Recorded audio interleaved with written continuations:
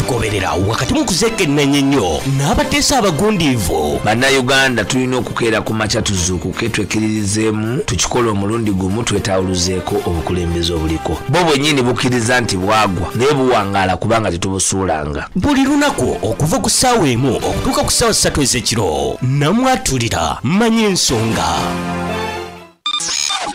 Tukwaniriza mu programu namwatulira ngekuleteddwa ku Muzdalifa Logistics Limited, kampuni n'esimpu eyakakasibwa mu mateeka okusaabaza emmaali yo okugijja China paka kukikutuusiza Kampala. Muzdalifa Logistics Limited bakusaabaliza emmaali yo okugijja China paka Mombasa mu nnaku 18 zokka ate olw'ennaku 5 okugikutuusiza Kampala. Basaabaza emmaali ey'omuntu ssekinoomu okukusaniya abangi giyite group age mu bunene oba mu bugezi bwonna mu 20 feet wamu ne 40 feet containers. Muzdalifa Logistics Limited bakuyambako okufunira ba suppliers, bakufunira omuntu wakutambuza mu katale wamu n'okulambuza, bakola custom clearance, bakuyambako okuweereza ba supplier bo ssente ate ku bwereere bakola ku separate bill wamu ne pivok. Bayina warehouse e China we bakuumira emmaali yo bakukimu ku kisaawe. N'olwekyo gwe naayagala okukusaabaliza emmaali yo weekwate ba Muzdalifa Logistics Limited. Basangibwa Kampala ku Ham Shopping Grounds Block A Sod 124 bakubiri ku ssimu ku noti 7 noti 38 oba 0764 beba Muzdalifa Logistics Limited.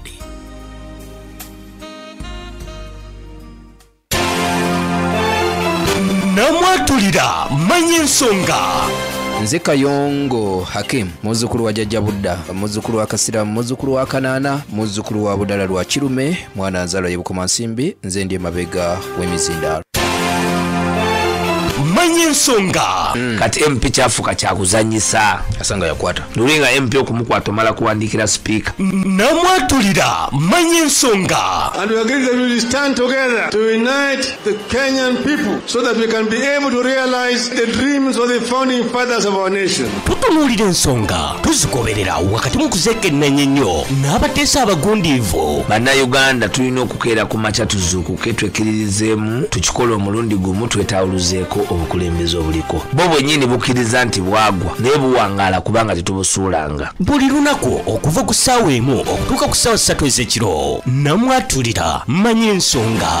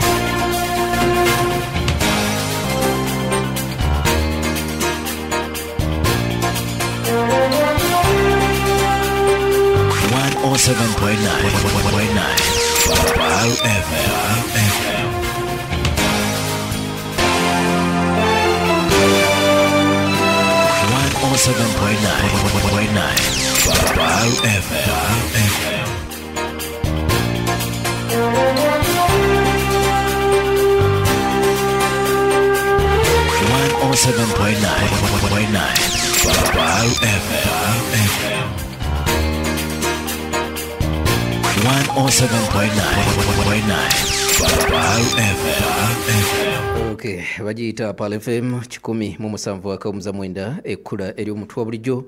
Mwebale nnyo, mwebalire ddala gye musinziro gena masono kubanga muwuliriza radio eno. Mukkirize mbalamusa n'ekiramusa ekisinga byonna nti assalamu alaikum wa rahmatullahi wa barakatuhu. Nze muzzukulu wa Jjajja Budda, muzzukulu wa Kasiramu, muzzukulu wa Kanaana Kayongo Hakim, mwana nzaalwa ye Bukomansimbi, nze ndi emabega w'emizindaalo. Program bagiyita namwatulira ebirala bya bufuzi era tusinzira wano ne tukuba tooki mu nsonga ennene eziba zigenda mu maaso mu ggwanga. Bingi bigenda mu maaso n'okubanga biyitambula mu ggwanga okutwaliza wamu. Waliwo ensonga ezibadde museteesereze olunaku olwaleero ekirungi nawo tugenda kulingizaawooko n'ensonga endala nnyingi ezigenda mu maaso mu ggwanga. Ebibiina by'obufuzi byonna bigenda maaso n'okubanga bikakkalabya emirimu gyabyo newankubadde nti waliwo ebikakkalabya nga bigamba nti tebabikiriza kwetaaya. Wetuukidde olunaku olwaleero ng'ekibiina kya NUP kyabadde koko n'abamu ku bakulu okuva mu bakyeruppe babadde awo ku kitebe balina ensonga ennene oba enkulu ezabadde zibaleese, yonna tugenda kuba tutunulayo mu ngeri esinga okuba ekika ekyawaggulu. Tutambulira ddala okuva ssaawa emu paka ssaawa ziba 3 ez'ekiro nga tutunuulira ensonga ennene ezigenda maaso mu ggwanga. Mu studio twamazidde okuba nga twegattwako Madam Teacher Bet Namboze Bakireke Honorable yamazidde okuba nga atwegattako, kansooke musabe ababuuzeeko. Basewo ne banyaba batuuliriza, nsanyusa okubawuliriza okuliziganya nammwe ku mulundi gwange guno ogusookedde ddala nga nsinzidde wano mu studio za PAL radio. Mwebale okuwuliriza n'omukisa guno gwe mutuwadde ssebo koddomi wa mwami Bakireke mwami Kayongo. Mukama yeebazibwe olw'abantu abafunye ebirungi ate n'abafunye ebizibu tubakwasa Mukama y'omu, abasibe ebinyu abakubagize wekisoboka abaddizeewo. Tetulema kusaasira famire z'abantu eziri mu kunyolwa olw'abantu baabwe abaawambibwa, abamu nga tumanyi gye bali, abalala nga Kasimu Ssebudde tuuze wange owa wali Ennamwezi Kiwange Mukonaawo baamusibe w'ejjogo baamukwatira wamu ne Edi Mutwe, babatwala basatu, Edi Mutwe, Najibu Kyagulanyi ne Ssebudde Kasimu. Naye Edi Mutwe bye baamukola ffenna tubimanyi, bitumalamu amaanyi era tusaasira abafamire ye. Ate Edi Mutwe nno mutabani wange, mwana wa muganda wange. Tukira maama we yajja n'aŋŋamba nti muganda wange gw'oli eyo omwana nze namukukwasa, gamba nga nabo bamanyi bambi okwewaayo kw'abaana abo kwe balina. Ate Najibu Kyagulanyi mwana wa myaka 19 nno, naye babadde bamututte ne bamukomyawo ne bamusuula. Naye anyumya era ndowooza nja kusaba omunoonyeeko ateeke emboozi wano kupaala abantu bagiwulire. Anyumya engeri gye babakwatamu ne Edi Mutwe ne babatwala ne babateeka mu nnyumba ejjudde amazzi. Yagamba babateekako obukookolo ne babavuga okumala ebbanga ddene. Kati ngaze gwe bambuwambako mmanyi nti bakuvuga okumala ebbanga ddene naye ng'ate mulaga wali. Kubanga lumu bankwatira Kyambogo wali wansi awabeera emmotoka, batundira emmotoka, ne banvuga kumpi obudde okukya. Naye oluvannyuma abantu bange okunnoonya ndaba bankukunulayo nga lwentegeera nti bantadde ku Jinja Road Police. Naye nga banvuze ekiro kyonna ne ngamba oba tutuuse Masaka, kati ne Masaka tuyiseewo. Abo basajja bwe batyo kati baba bakusibye amaaso. Kati noono agamba babavugira ebbanga ddene nti yali akaaba. Edi Mutwe n'amugamba nti butokaaba bonna okaaba bajja kukola ki? Kukuba nnyo. Ne babatwala mu nnyumba ng'amazzi gabakoma muno mu magulu ne babeebasa omwo ne babateeka omwo. Agamba ntamanyi mbeera gye yava ne yeebaka. Bamuzuukusa ku makya, ye ge yalowooza nti ku makya nga takyawulira ddoboozi lya Edi Mutwe. Nze nno kye nalowooza nti babawa kalifoomu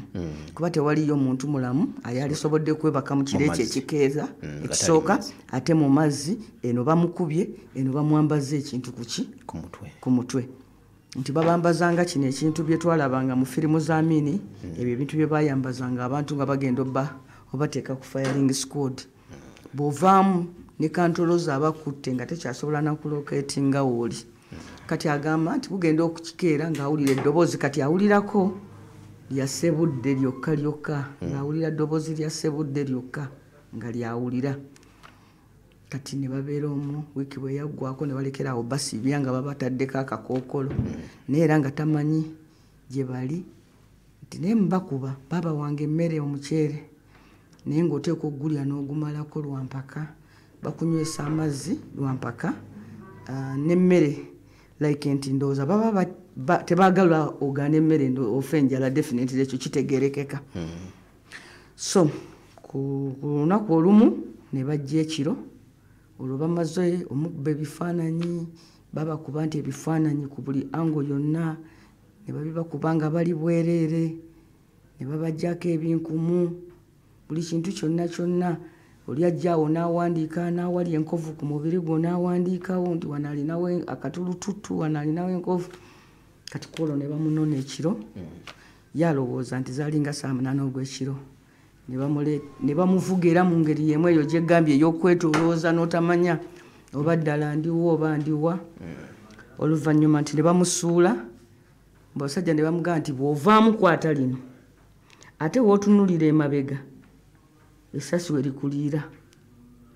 bwe tukujja mu mmotoka bona walinga guddewo olwo amugyeko ekyokumutwe namwe kwata lino naye omuvubuka agamba nti olwebbanga eddene lye yamala nga bamuteekako ekyo ekintu nga awulirwa tategeera nakukola ki nakutegeera era yaŋŋamba mbu nalowooza mbu oba bantadde ku nnyanja nti bwe naatambula nga ngwa mazzi kakati era n'atambula mbu agenda okuwulira ng'embwa ziboggola nnyo ng'ate alaba ebikomera neyeevaamu n'atunula emabega kuba yawulira emmotoka ng'egenda n'amala oluvannyuma n'akyuka n'akomawo ku kkuba eddene kubanga eri yalaba ng'ayingidde ennimiro z'abantu kati n'atambula nti naye aba ali awo n'alaba awaako ettaala agenda okusoma waggulu nga kuliko nti petrol station ezibunye ennyingi ezo Starbucks Namugongo kati bwali mwana w'eggoma n'agamba kati awo n'alowooza ngende ku petrol station ng'alabawo omuwala atunda amafuta n'agamba tankubira enduulu naye nti oluvannyuma alaba owa booda akyamyewo nayo n'agenda n'abeeyanjulira abo yagamba yali yakwata essimu ya muganda w'omu by heart gye yakuba naye katonda anaakuyamba akutaasa ti n'abeeka baasulanga tebaggyeko masimu baasulanga banoonya kale ne bajja oluvannyuma mwana oyo kwe kuzuuka kati n'alekayo munna agamba yamulekamu eyo nti babajja oluvannyuma babajja mu lumu eno ey'amazzi ne babatwalako mu ndala after 1 week n'agamba gye yamuleka naye wa naye n'okutuusa n'olwaleero tetunnawuliza mwana oyo kasi musebudde gy'ali ye agamba ekyamukubya embooka ennyingi kubeera nga baali bamuyita Kyagulanyi nti era watuukawo omusirikale omu n'amugamba nti mwana gwe lekerawo okubuulira abasirikale abajja wano abalala nti erinnya ly'ogwe Kyagulanyi nga okubanga olina erinnya Kyagulanyi kikubye nga bamugamba lwaki bakutuma Kyagulanyi ojja kukyogera kakati omwana ali eyo nene bwabaawo asobola n'otulika yekka n'akaaba ebyo ebintu mbimanyi trauma muyitamu ti era baamukuutira nti tukumanyi buli kakukwatako tukategedde nawali wetuli kulaba mu lukiiko lwa NUP wetuli kulaba awantu wonna wonna nga werinaanyiza aba NUP ogenda kukola ki tugenda kunoona bunoonyi kubanga tewali kikyo kye tutakola ki kye tutamanyi era abeera mu kutya bambi definitely yeetaaga treatment waliwo kati babazungu balina gye bayita eyo treatment ey'amaanyi ne rehabilitation after torture kuba torture esingako ku muntu okukuba omuntu bwakubwa bino ng'akulumya kugamba ebya bulijjo ebyo emboko za lumu ne kigwa naye torture ekwata ku muntu waffe oli ow'omunda era enkovu zaayo nzibu nnyo okwejjako njogera ng'omuntu ayise mu bintu bino myself nti it's a very very bad thing kyova olaba ne mu palamenti twagiteekako etteeka ddamba n'obukambwe nti tuteekewo etteeka erigaana omuntu okukola ki okutulugunya banne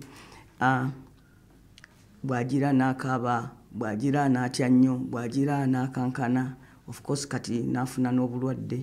general body pain n'omubiri nagwo definitely bye gwayitamu n'emiggo naye n'okuba nti nalowooza ku banne ono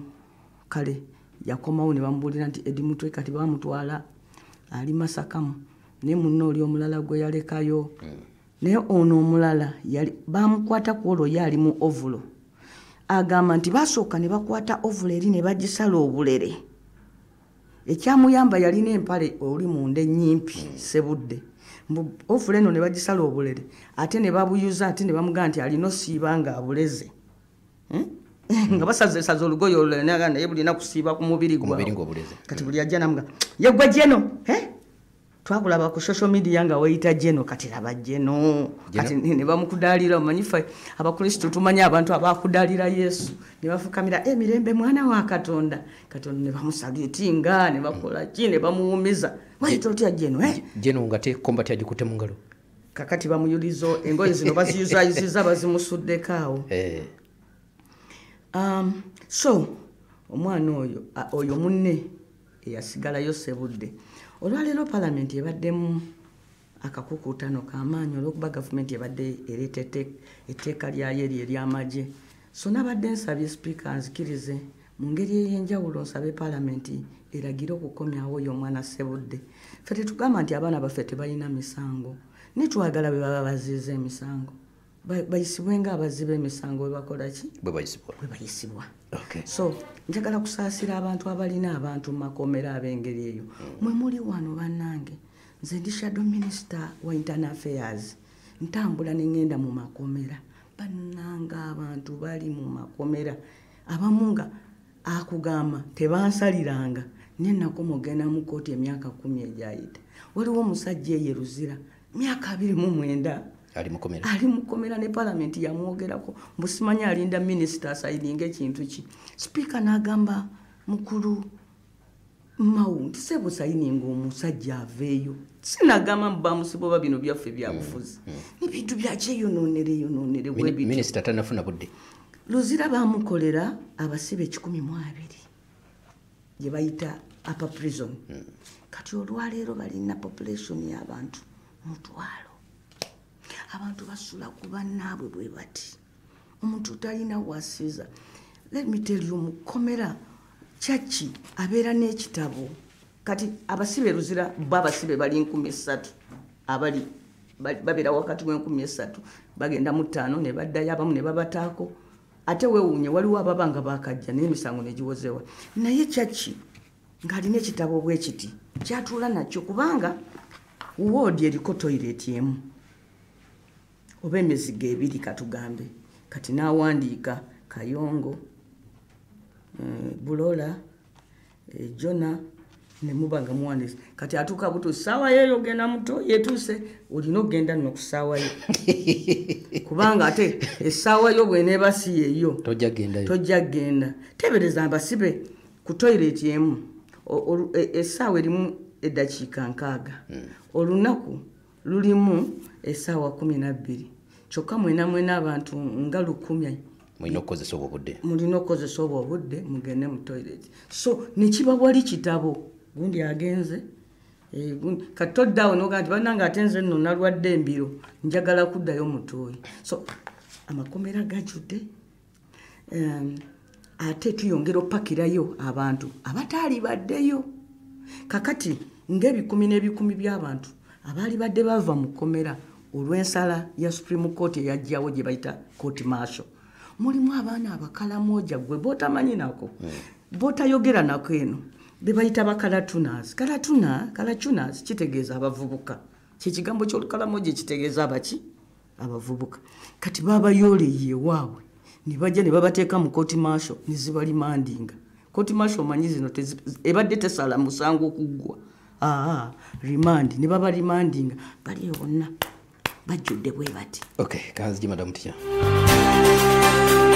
bagiyita Pal FM 107.9 ekkula eri omuntu wa bulijjo mu studio zinegatiddwako omukulu Anderson Bulola yakiikiridde ekibiina ekiri mu buyinza mu programu eno kamusabe ababuuzeeko yazza n'abatuuliriza mwasiibye mutya okutuuka leeti sikagenderere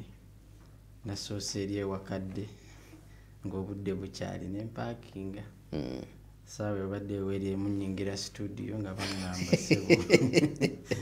nyingira mu kifulukwa so banansonyiwa kubanga ntuuse mu kikeerezi era maze nentuuka mu budde njagala okusaasira abo bonna abafunye ebizibu ebitali bimu baddugiiriddwako enjega ezitali zimu ddala abo abantu abafiiridde mu bubenje ennaku zino abantu bangi batokomokedde mu bubenje obw'enjawulo zibbaasi motoka ezitali za bulijjo nga byonna biva ku bizibu ebitali bimu twongera okubasaasira neera n'okugamba ministry nti okususpendinga baasi si kyekikulu. Waliwo parameters endala ezeetaaga okugobererwa n'okutunuulirwa. Kubanga ne bw'osuspendinga baasi tekigenda kukyusa mechanical condition public transport system yaffe mweri. N'ekyokubiri kyetaaga okulowoozaako ennyo nti twetaaga okureviewinga public transport. Gye tukoma okuliraayinga ku private public transport eba nsobi kubanga entirely private public bo babeera mu kukola ssente ate obudde ze ssente. So toyina ngeri ki gy'ojja kukikendeezaamu okuggyako nga tutaddewo public transport system bannayuganda gye basobola okukozesa. Awo wetuddirayo emabega okulaba nti ezimu ku nsobi ze twakola mu privatization tuddamu okuzigonjoola tuteekewo public system eri efficient etali ku magoba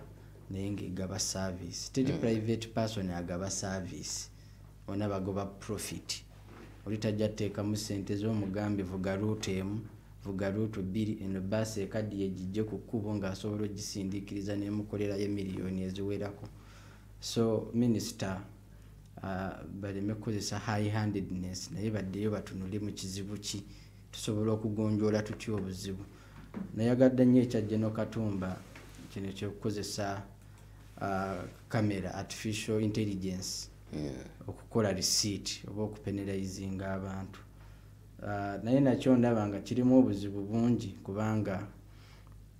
era ojja kwekanga kijja kukola ku bitaala. Ate mpulira nti receipt zino okusinga tuzaagalamu misolo naye n'okupreventinga offense nakyo kikulu nga tetutunulidde nnyo musolo naye n'okukendeeza obuzzi bw'emisango. Highways tekuli cameras ze zandibadde zikola omulimu. Challenge tusinza okuba nayo nti ensonga ezimu tukola mu panic kati ne twekanga nga tukoleddemu ate ensobi endala ze twetaaga okureviewinga. Pozi n'ekirala kye ndowooza nti nakyo kikulu mpuliddeko era nekya Ministry of Works okugamba nti emmotoka zigenda kwetaaga inspection permit oba certificate. Kyo nakyo ndowooza kirimu obuzibu nga tutunakola ku inspection certificate twetaaga tusooke tukole ku infrastructure. Kuba emmotoka ne bw'enagi inspectinga erugogo nyinza obutagituusa tugeze ababeera emasanafu oba ababeera ewakiso neekomawo ng'ekyali mu capacity gye nagikoleddemu. So twetaaga okumanya nti inspection mechanical condition z'emmotoka zidependinga ku infrastructure si motoka nga yo naye infrastructure nkulu. So nga tetunakola ku nsonga infrastructure efficiently muli ndowooza nti ekya certificate ekyo kiyinza okuba nga si kyekikulu ennyo katono nnyo. Simanyi oba ye subject matter naye njagala kuretaliatingako akantu katono nnyo ku Honorable Nambooze byabadde ayogera. Kituufu collectively ku sheno ffenna tukkaanya nti tocha ne bw'obaani teri ayinza kubeera eyo okuggyako agikola naye bw'obeera eno ng'owagira tocha gwe kennyini naawe oba mulwadde obaako ekikyamu ku mutwe. Katono nnyo. Bagiyita Pal FM 107.9 ekkula ery'omuntu wa bulijjo. Omuwulidde omukulu Anderson Bulula. Betuli nabo wano mu studio z'olunaku olwaleero okutunulira ensonga ennene. Waliwo bakabuno bwenjagala tusooke tufune then bwe tukomawo obwanga tugenda kubuyingiza munda mu ssetteeserezo. Olunaku olwaleero obaddeyo enteekateeka ez'okuleeta etteeka kole n'engosereza mu UPDF Act okulaba nga oba oliawo abamu kibatunuliranga oluwenda olw'okukomyawo kooti maasho okuba ng'ekola emirimu gyayo. Bannabyabufuzi n'abantu abatali bamu baajaguza oluvannyuma lwa kooti okuvaayo neyimiriza emirimu gya kkooti eno era ng'egamba ebadde egikola mu bukyamu. Kikomyewo kigenda kuyita mu paalamenti oba kyatandise okuleetebwa mu paalamenti. Tetumanyi wagye kinaggwera. Abaffe kiki ekiri emabega w'okukomyawo etteeka lino? Madamu, webale kungondeza bulamu bwange. Bannange okwoza engoye tekyali kyangu gyendi, naye kati engalo zange ziba mpeweevu ate nga ng'onvu olunaku lwonna. Lwaki? Ki ekyakutuuseeko Maria? Bannaye madamu, okuva lwe waleeta White Star Magic obulamu bwange bweyongera okugonda era ng'engoye zitukula mu mangu ddala ate ne zibeera mpeweevu olunaku lwonna. White Star Magic Premium ye mukwano gwabo ab'enjawulo mu bulamu bwo. Awunya bulungi era ayoza n'atukuza. White Star Magic wanjawulo ku ngalo zo. White Star Magic afuula omulimu ogwandibadde omunene omwangu ennyo era omunyuvu ddala. White Star Magic sabuni obwongo w'ebyewunyo omupya ajjudde ebirungo eby'enjawulo okuva mu Bidco ayongera ku byewunyisa bya mukyala wo. Gula White Star Magic mu dduka lyonna oba supermarket ekuli okumpi. Wulira ekyamagero ekikuuma engoye zo nga nnyonjo nnyo olunaku lwonna.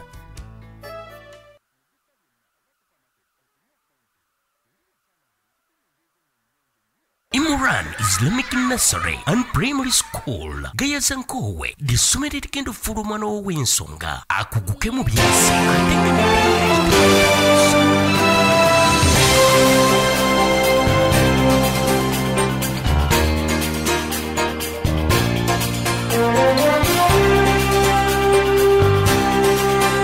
Okay, bagiyita Pal FM 107.9 ekkula eri omuntu wa bulijjo. Ngenda kutandikira wa madamu teacher Betty Namboza Bakireke. Ensonga zino zibadde munda mu seteeserezo era gye zigenda maaso okubanga zitambulira. Kiki ekiri emabega w'okwagala okutereeza mu tteeka lino okwongera okuteekawo court martial ebeerewo mu mateeka ng'ate oboolyawo waliwo bannansi ne bannabyabufuzi abajaganyanga kooti egiyimiriza? Mpozi okujjukiramu akatono. Mu kisanja kiri ekyayita kiri ekye palamenti ey'ekumi waliwo omubaka w'Enakawa Kabaziguruka. President Museveni n'olumu yakyogera na mu lujjudde n'agamba Kabaziguruka oyo ssebo yali akoze olukwe bankuba amasasi banzite. Bagamba nti Kabaziguruka nga yegasse n'abamu ku basirikale b'ejjemu ya UPDF bali balina olukwe olw'okutta President Museveni. Kabaziguruka yakwatibwa, Kabaziguruka n'atwalibwa okuvunaanibwa era Kabaziguruka ne bamusimba mu kooti y'amagye. Of course wabadde wajja wabaawo abantu abalala bangi abazze nga basimbibwa mu kooti z'amagye kuva eri ne ku Kizza Besigye okujja. Kati naye bwe kyatuuka ku Kabaziguruka ku luno balooya be ne bagamba kintu kino bwe baayongera okusoma ng'olwo kooti zimaze okugamba nti tosobola kusinziira mu kooti y'abantu. Ab'amagye tebasobola kusalira musango n'ojulira mu Supreme Court. Kyokka ng'ate constitution egamba for example nti omuntu tajja kusalirwanga musango guyinza muwanisa kalabba. Omuntu tajja kusalirwanga musango gwa kufa okuggyako ng'omusango ogwo gukakasiddwa ne Supreme Court. Kooti ensukkulumu. Supreme Court. Kati ng'ate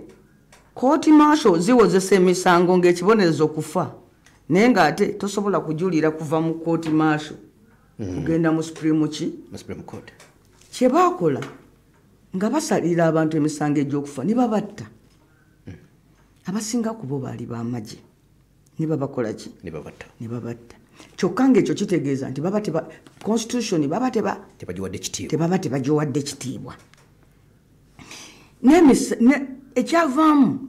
kooti maaso neefuuka kattiro nti bayola buli muntu yenna bamukwata ne bamutwalayo ne kooti maaso tewozesa musango kuguggusa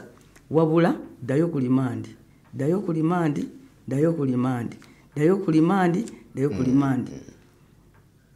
Mu ngeri endala weetondere pulezidenti akusonyiwe. Kakati abantu batandika okugamba kooti eno eri mu mateeka katwetegereze kooti eno yajjawo etya ti constitution egamba tiwajja kubaawo kooti y'abamagye kooti eyo ejja kukola ng'etambulira ku tteeka erinaakolwa paalamenti kati paalamenti yakola etteeka neeraga bulungi nti eno ekigambo kooti kyeyambisibwa nga bw'owulira police court n'amasomero agamu galina school court naye nga se tribunal disciplinary committee kooti ekwasisa empisa z'ekijaasi eri bannamagye mu musango gwa Lukwago versus the Electoral Commission Elias Lukwago bali bagambye nti etteeka nga ligamba nti omuntu kasita asingibwako omusango ogukwatagana n'obuntu bulamu takkirizibwa kwesimbawo okuggyako nga wayise emyaka 7. Lukwago najja asingisibwa omusango mu kooti ng'eyagumusingisa ye mwami Eritu Mwine yali ssentebe wa kooti asingisa Lukwago omusanga atya nti Lukwago abawoza mu kooti eyo n'agamba nti ffe twaze wano nga tuli lobed nene batuyisa obubi ku gate kye yali ategeeza nti twaze wano nga twambadde ebyambalo byaffe ebyobwalooya kakati ye mukulu Tumwine bwe yawulira ekigambo lobed n'agamba nti baani abakubbye notokoga nti bakubbye otuyisaamu amaaso twigukusinze naye kwolwo yamuwa bibonerezo bino ebisookerwako yamusiba essaawa simanyi mmeka n'okutanga naye eringa bali baga nti asingisiddwa omusango gw'obuntu bulamu bwe batuuka okugaana Lukwago okwesimbawo kooti ne zitaputa ne zigamba nti eyo kooti ekwasisa b'amagye kati webaayo omujaasi waayo gwe bayita Elias Lukwago nga yamusingisa nga Lukwago oyo yasiiwuukira eyo empisa mu mateeka g'abajaasi ebyo byabwe kuba abajaasi n'okwesimbawo tebakola ki tebeesimbawo naye bwe biba ng'ono omuntu ebyo bye bamukolako byali bya bumenyi bwaki bw'amateeka kakati awo abantu baga nti ate obakooti zitandise okwogera bwe zito katuddeyo ku luno kabaziguluka agamba kanzireyo ku luno nze kabaziguluka nsimbwa ntya mu kooti y'amagye atabangako w'amagye ne bwe mba nga nina omusanga attempted murder oba treason kulya mu nsirukwe nga siri w'amagye era nina ekkooti gye bansimba era nagenda mu kooti ya ssemateeka kooti ya ssemateeka neegusala nti gwali mukyamu eyo ekooti gye twateekawo etutaputire ki ssemateeka gavumenti neejulira negamba tetumatidde nansala kwe kujulira mu Supreme Court kati Supreme Court nesala negamba kituufu kooti eri gye bayita Court of Appeal naye nga yevunaanyizibwa n'okutaputa ssemateeka bye yasala bye bituufu luno olukiiko lwa mpisa mu magye nga bw'olaba nti nno kooti police court ne bw'oba mu poliisi nobba ate bakutwala mu kooti y'abantu ba bulijjo naye eno bagamba ojjukira bwe batwalayo omugenzi Kirumira ku mpisa zaaki empisa ezikwatagana naye mu poliisi nga bwe munaaba n'olukiiko olukwasisa empisa wano ku paala kakati ate ne bw'obba ggwe tebasobola tutula wano ku paalo ne bagamba nti ovunaanibwa omusango gw'okukwata akaana akawala ne bakuwozesa ne bagamba tukusindise oba tukusalidde ekibonerezo bwekiti wadde oli bwa paalo wano kati ate awo bakukunguza bakufulumya muki mu kooti ziri naye wano waliwo empisa wayisa abagenyi watuuse leeti ku mulimu ebikwata wano ku paalo so ne ba kooti neruŋŋamya because gino tegiba misango tewabaawo gwe basalira musango nti yazizza omusango kuba singa gwali musango twalibadde tugamba nti gwe yasalira gundi ogw'okufa wawanika omuntu kalabba mu bukyamu kati naawe ovunaanwa mada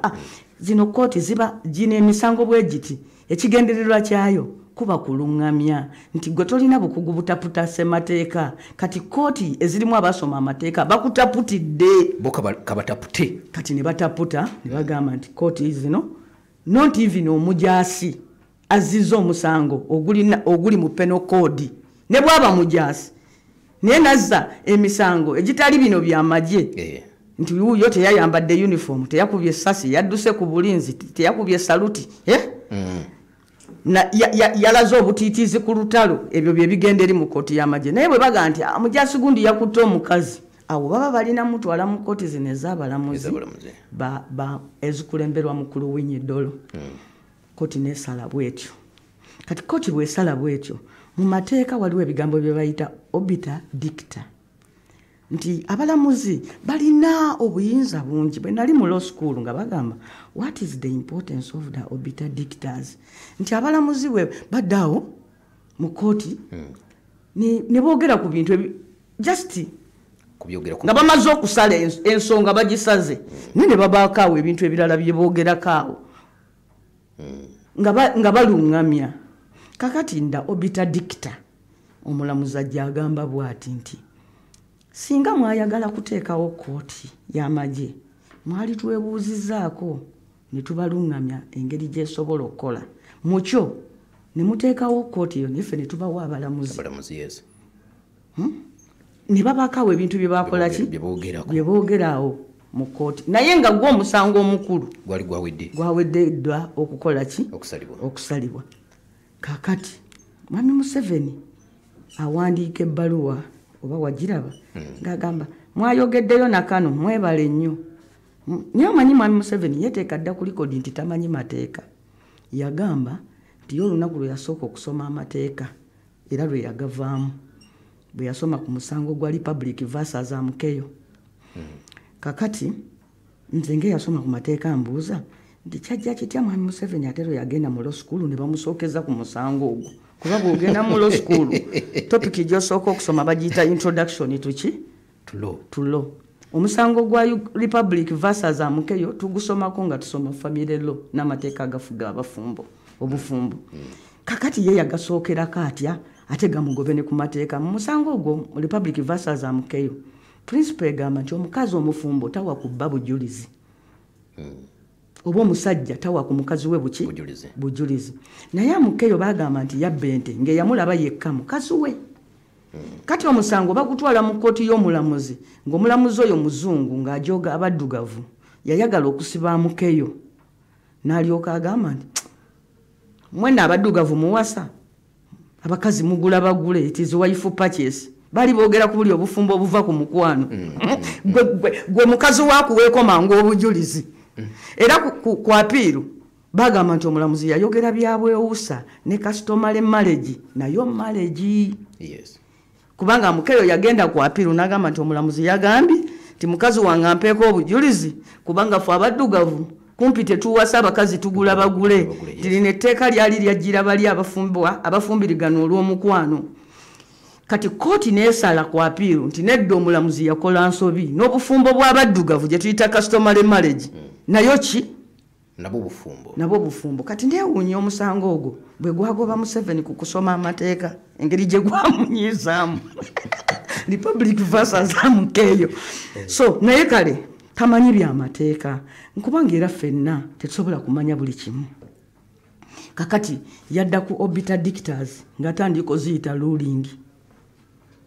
kati ng'agamba mwaŋŋambye kino era ne mugambayo na kino mwebale nnyo kooti zaagamba bali tebasobola kusalira muntu musango eri tribunal ate ne bwaba w'amagye n'amenya etteeka mu penal code naye atwalibwe mu kooti ki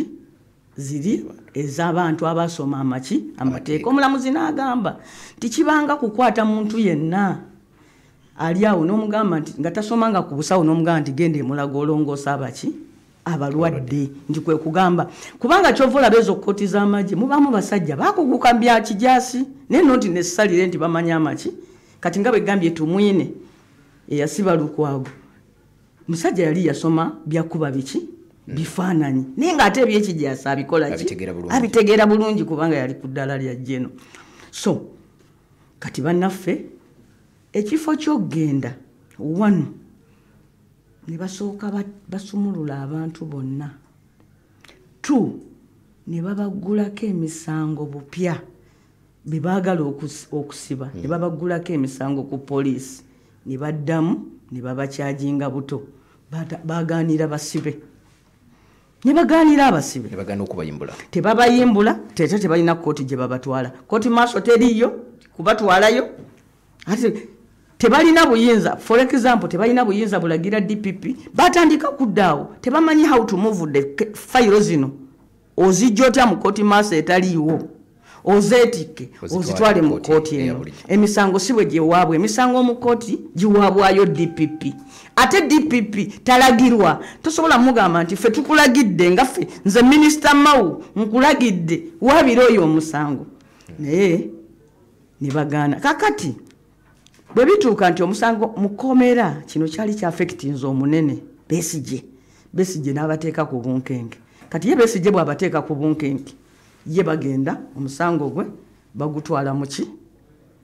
mu kooti y'abantu ba bulijjo bali abasibe abalala babalekeeyo basigaleeyo bavundireeyo naye ate ne ogwa Besigye nagwo ogwo nja gulekera balooya be banaaba baguwoza nagwo movement yagwo gujja eno mu kooti maaso gutwala mu kooti y'abantu nagwo bakolamu ki ensobi kubanga ojjukira bwazibwa mu nsi yawa yebweru waliwo engeri gye bajja abasibe mu nsi z'ebweru okubaleeta mu kooti za kuno olabanga Jamiru omukulu we bamukola engeri gy'omunona mu nsi ye Tanzania oba ye Kenya omuleeta awolezeewa e Uganda eyo yonna process teriiwo kakati mu parliament UPDF yali ereeseeyo etteeka nga liri mu bubage nze ayogera bino ntuula ku committee ya Internal Affairs and Defense mu parliament ate ndi shadow minister wa Internal Affairs so bali batuleetedde etteeka nga mu tteeka eryo baagala tukyuse mu tteeka lya UPDF twongeremu ekitongole ky'amagye ekiyitibwa SFC tukitondewo kuba bulijjo kibaddewo naye nga mu tteeka tekikola ki tekiriimu kakati guno omusango we gusalwa ne badduka ne bajja bagamba nti eyo bbiru mugituwe tugiwithdrawinze ate ffe gavumenti bweba yaleese etteeka neyagala olijjawo parliament esobola ligaanira kakati ne bali withdrawinga ne bagenda mu bbiru eyo ne bayongeramu kati ebikwata ku kooti maaso ne bazaawo kiri kooti kyeyajjawo article namba 92 eya constitution yegamba nti parliament tegenda kutuula lunaku na lumu kukola tteeka limenyawo nsala ya kooti nti kooti wemala okusala ensala parliament esobola ate kukola tteeka lirivasinga ki nsala eyo naye bannaffe bali awo bafigitinga olwaleero nga mmaliriza ndowooza introduction eno bwe babadde bayanjula etteeka wentegedde nti Katonda tabeera nabakumpanya bwe baleese etteeka koda pepa kweriri bagenza olisoma abanyini lyo balisome nga mu parliament temulimu minister n'ogu kuba defense bahati yawo mu kuyiiya n'alyetikka bu najja n'alisoma nyanjula etteeka lino ng'era nsaba parliament eriteeseeko mu parliament bw'oba oyanjula etteeka olireeterako certificate gye bayita certificate of financial implication ogamba tetteeka lino bwe liba liteekawo ebintu ebyetaagisa ssente gavumenti essente ezirina ez'okulisa mu nkola si kutuuza parliament n'ogikozesa ekintu ng'ate ssente ez'okukikola tekola ki teziriwo tumubuuziza certificate eyo n'alisuulawo n'atuula abadde yakatuula mukyala Uda state minister n'ayingira n'agamba parliament bakulu mbasaba mutuweeyo obudde tumale okwetereza mu ddakiika ntono tuleete tukomewo abadde abimala mukamwa minisita naye n'atuuka owa defense n'alyoka amusuulira bw'ati certificate babba kati ono n'agamba nti banaye ono mukama wange kaze ono ye kakikole kati n'ayimirira n'agamba nyabo speaker nsinzidde mu tteeka erifuga parliament etteeka namba 134 okuleeta etteeka lino mbadde ne rules zange nenzibikula ndabe etteeka 134 ligamba ki ng'etteeka 134 ligamba parliament eneeyinzanga okutuula neyefuula committee of the whole house terina we bikwataganira kukyaleese procedure nti omukulu etteeka lyasomye siri eriki siri eritegeeza abantu abeetegese nti banaleeta etteeka nga bw'oliraba bwe balyagala balituuziriza enkiiko 10 naye kati batuusaawo byebyo bye bakola sipiika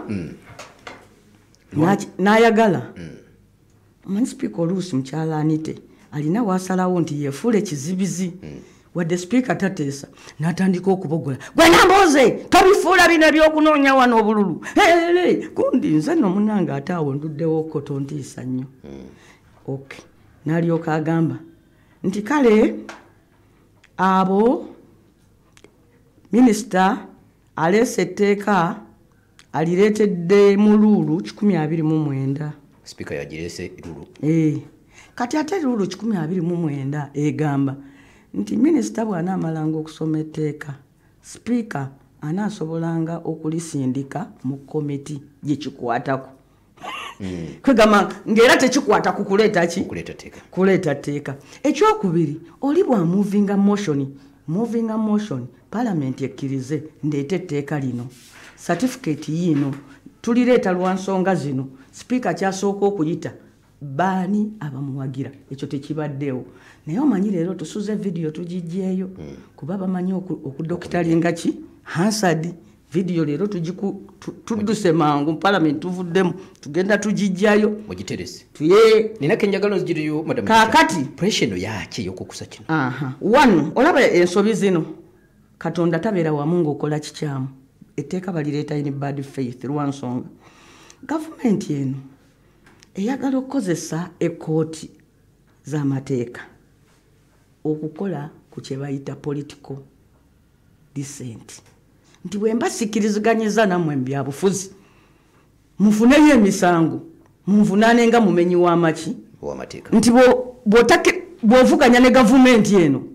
they have criminalized political dissent nti kugamba nti nzoyi bwe mbanga mpagire NUP mu maaso ga Mwami Museveni nina omusango kakati mu zino kooti zino omanyi omuntu kati gwe wasoma amawulire waliwo bw'otuuka ng'omuntu eyasoma amawulire ng'okola programu ng'eno n'ogamba naye okuleeta Nambooze obwomu katuyite ne Bulola nga muli obuyigirize bwo bukufuga kakati mu ba social media alina TikTok ye atasoma mateeka manya mawulire ye aga mateeka ga mawulire gonna tagakola tagagoberera kakati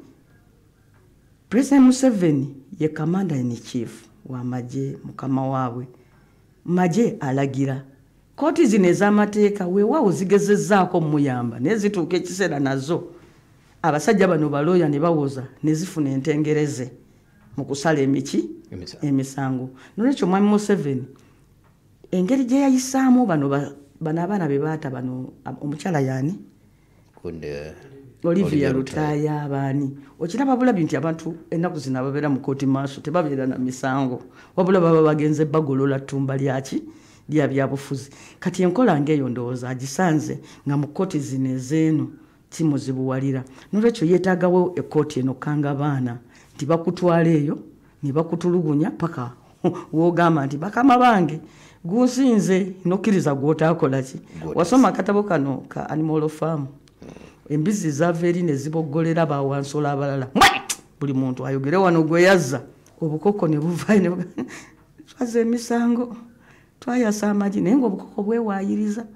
naye because nga butidde nnyo kubanga embizi zaalina embwa zagenda ne zikuzaagabwa zagajjayo omulundi gumu so in that book embwa zikiikirira amagye toli bw'ateekawo amagye n'aboggola n'akkuba kibooko n'akutwala mu basement n'akuyigiriza olunyankole n'akusalako ekirevu n'akufumita omutayimbwa emabega ng'abaana be twasanga luli eruzira bye baatugaa nti babafumita emitayimbwa emabega olw'edda n'okkiriza emisango gy'otakoze eki ganzetandikirawo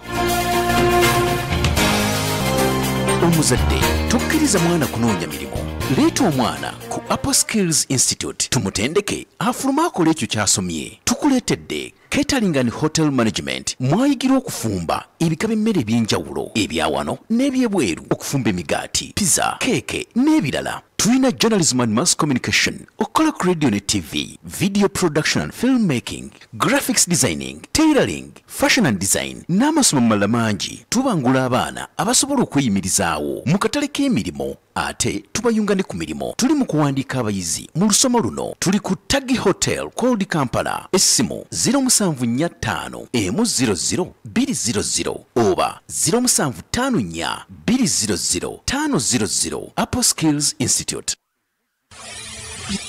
Ramadhan ku 17 Pal FM ekuleteddwa BMK Group of Companies nga bali wamu ne Nana Hub Mouthwash ly'eddagala ettuufu lye nnakakasa mu kujjanjaba endwadde z'amannyo. Senyesa Nana Hub Mouthwash naye weegendereza abafere musange mu famasi zonna. Nana yakakasibwa National Drug Authority. Nkoba Islamic Senior Secondary School Ekawempe Tula Kinyarwanda Zone.